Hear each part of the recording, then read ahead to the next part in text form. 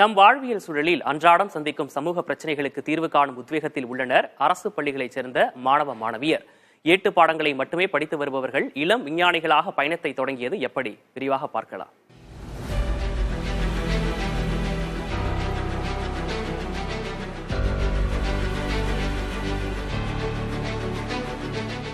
நவீன வளர்ச்சிக்கு ஏற்ப கற்பித்தல் முறைகளில் மடைமாற்றம் செய்ய வேண்டியது கட்டாயமாகிவிட்டது. போட்டி நிறைந்த உலகில் அரசு பள்ளி மாணவர்களையும் தயார்படுத்தும் பள்ளிக்கல்வித்துறையின் முயற்சியாக இளம் விஞ்ஞானிகளுக்கான பயிற்சி முகாம் திட்டம் செயல்படுத்தப்படுகிறது. இந்த திட்டத்தின் வாயிலாக தமிழகம் முழுவதும் 28 அரசு தகைசால் பள்ளிகளைச் சேர்ந்த 6 முதல் 9ஆம் வகுப்பு மற்றும் 11ஆம் வகுப்பு மாணவ மாணவியர் 5 பேர் தேர்வு செய்யப்பட்டு பயிற்சி வழங்கப்பட்டது.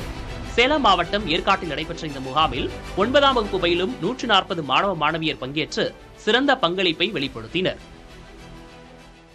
நிறைய சயின்ஸ் ஓரியன்டா நிறைய கத்துக்கிட்டு இருக்காங்க. அதுல நிறைய என்னன்னா அவங்க ரியல் லைஃப்ல அவங்க ஃபேஸ் பண்ணக்கூடிய இந்த ப்ராப்ளம்லாம் என்ன, அதை எப்படி ஐடென்டிஃபை பண்றது, அதுக்கு எப்படி சொல்யூஷன் கண்டுபிடிக்கிறது அப்படிங்கறத பத்தி இங்க நிறைய கத்துக்கிறாங்க சார்.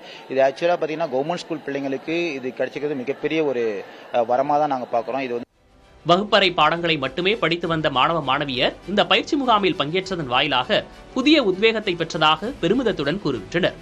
5 நாட்கள் நடைபெற்ற முகாமில் அறிவியல், கணிதம், பொறியியல் மற்றும் கணினி தொழில்நுட்பத்தில் AI பயன்பாடு உள்ளிட்ட பல்வேறு வகையான பயிற்சிகள் அளிக்கப்பட்டன.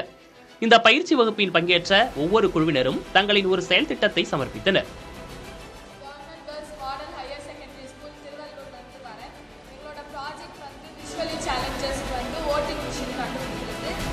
கண் பார்வையற்றோர் தங்களின் வாக்குரிமை செலுத்தி அதை உறுதி செய்தல், விளைநிலங்களை வனவிலங்கிடமிருந்து பாதுகாத்தல், செவித்திறன் குறைபாடு கொண்டோரின் செய்கை மொழியை காட்சி வடிவில் கொடுத்தல் என பல்வேறு திட்டங்களை சமர்ப்பித்து அசத்தினர் அரசு பள்ளியைச் சேர்ந்த இந்த இளம் விஞ்ஞானிகள். ஏஐனா என்னன்னே தெரியாத எனக்கு நான் இப்போ ஏஐனா என்னன்னு ஒரு 4-5 பேருக்கு கற்றுக் கொடுக்குற அளவுக்கு நான் நல்லா டெவலப் ஆயிருக்கேன்றது எனக்கு தெரியும். நான் இப்போ 9 இயர்ஸ் இத்தனை வருஷத்துல நான் இன்னும் என்னோட கோலை ஃபிக்ஸ் பண்ணல. பட் ஆனால் இங்கே வந்ததுக்கப்புறம் ஒரு சயின்டிஸ்ட் ஆகணுன்ற ஸ்பார்க் எனக்குள்ள இருக்கு. ஸோ அதனால கண்டிப்பாக ஃபியூச்சர்ல கண்டிப்பாக வில் பிகம் அ சயின்டிஸ்ட் நான் ஷுவரா இருக்கும். அதே மாதிரி இங்கே உள்ளவங்க எல்லாம் சூப்பராக நடத்துறாங்க. ஒவ்வொரு விஷயத்தையும் அவ்வளோ ப்ரீஃபாகவும் எக்ஸ்பிளைன் பண்றாங்க.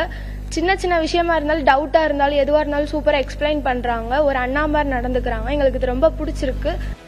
சாதாரணமாக கடந்து சென்ற காண தவறிய விஷயங்கள் இந்த பயிற்சி முகாமில் பங்கேற்ற பின்னர் தங்களுக்கு சமூக பிரச்சனையாக கண்முன்னே தெரிவதாக கூறிய இளம் விஞ்ஞானிகள் இனி எங்கள் பயணம் அதற்கான தீர்வை தேடுவதாக அமையும் என்ற நம்பிக்கை தெரிவித்தனர்.